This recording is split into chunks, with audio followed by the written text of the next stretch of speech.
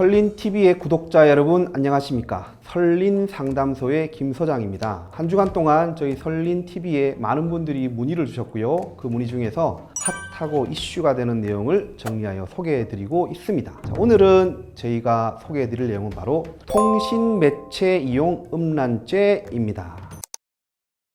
통신매체 이용 음란죄가 생긴 게 제가 알기로 2012년 성폭력 처벌법이 이렇게 들어오면서 생긴 범죄입니다. 예전에 보면은 창 같은 이런 표현을 한 것은 모욕죄로 이게 처벌이 되었습니다. 근데 모욕죄는 공연성이 있어야 됩니다. 즉 그 말을 한 것이 다른 제3자에게 전파가 될 수 있어야 처벌이 가능합니다. 근데 두 사람이 문자로 이렇게 그런 내용들을 왔다 갔다 해본들 공연성이 있기 때문에 처벌이 안 됐던 거예요. 그리고 인터넷이 발달을 하고 핸드폰 이런 것들이 보급이 막 되면서 관심 있는 이성에게 문자를 보내고 사진을 보내고 심한 경우는 자기의 성기 사진을 보내고 이런 경우가 많이 있었어요. 근데 이러한 것을 처벌할 수 있는 규정이 없었어요. 공연성도 인정도 안 되고 그러니까 모욕죄로 처벌도 안 되고 단지 이런 사진을 보냈다고 이게 어떤 특별히 죄가 된다고 할 수는 없었거든요. 근데 이 피해가 너무 심하니까 만든 것이 통신매체 이용 음란죄입니다. 자기 또는 다른 사람의 성적 욕망을 유발하거나 만족시킬 목적으로 전화, 우편, 컴퓨터 등 통신매체를 통하여 성적 수치심, 혐오감을 일으키는 말, 음향, 글, 그림, 영상, 물건을 상대방에게 도달하게 하면 2년 이하의 징역 또는 2천만 원 이하의 벌금에 처한다는 것입니다.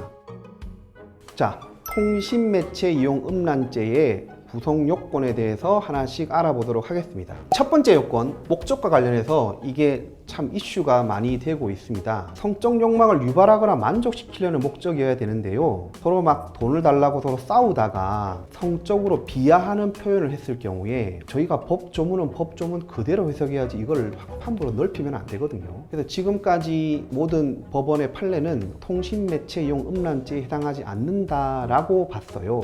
그런데 2019년에 대법원에서 판례가 나왔는데 남자가 여자에게 돈을 빌려줬는데 여자가 돈을 갚지 않았어요. 그런데 두 사람이 만나서 성관계를 했는데 남자가 여자에게 성적인 비하하는 발언을 한 거죠. 너 산부인과 가서 거기 치료해라.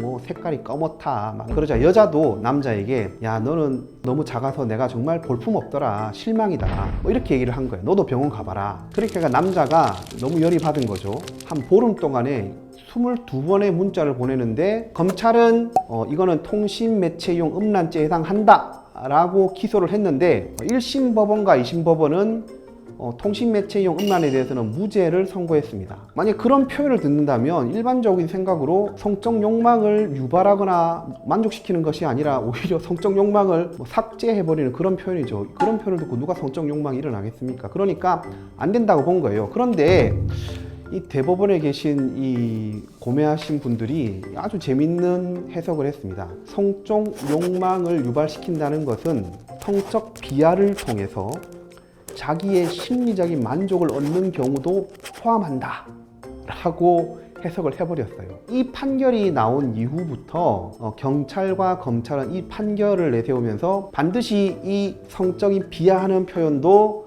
해당한다고 보고 그냥 기소를 해버리고 있어요. 그만큼 처벌의 범위가 넓어졌습니다. 두 번째, 방법입니다. 방법은 통신매체를 반드시 이용을 해야 돼요. 문자나 카톡으로 하면 이거는 통신매체용 음란죄가 된다는 것은 두말할 나위가 없습니다. 근데 둘이만 있는 장소에서 이 말을 했다고 봅시다. 어떤 죄가 될까요? 아무 죄가 안 됩니다. 직접 얘기했기 때문에 통신매체를 이용하지 않았잖아요. 근데 이게 모욕죄로 볼 수 있어요. 근데 두 사람만 있었기 때문에 제3자에게 전파될 가능성이 없잖아요. 다른 죄가 안 돼요. 물론 직장에서 했다면 직장 내 성희롱으로 이 사람이 회사에서 징계를 받아서 잘릴 수는 있으나 형사상, 형법상으로 처벌되는 행위가 아닌 것입니다.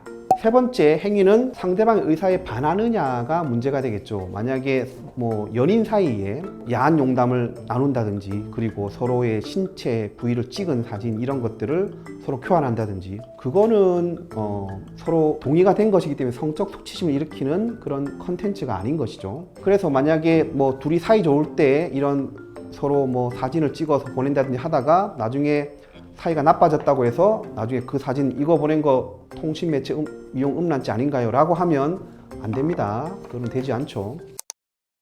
정리를 해보면 이런 것 같습니다. 지금 실무의 그런 경향 그리고 판례 태도를 보면 성적인 표현을 상대방이 원하지 않는데 보내면 통신매체용 음란죄로 혐의가 있다고 볼 가능성이 매우 높습니다. 그러니까 뭐 이런 목적 일일이 따지는 것보다는 성적인 표현은 낯선 사람에게 모르는 사람에게 했다가는 통신매체용 음란죄에 해당할 수 있다. 특히 온라인, 게임, 채팅방 이런 데서 많이를 하고 있는데 성폭력처벌법으로 처벌이 되기 때문에 성범죄자가 되는 것입니다. 항상 조심하시기 바랍니다. 오늘 여기까지 설린 상담소의 김 소장이 준비한 내용입니다. 한 주간 동안 안녕히 계시기 바랍니다.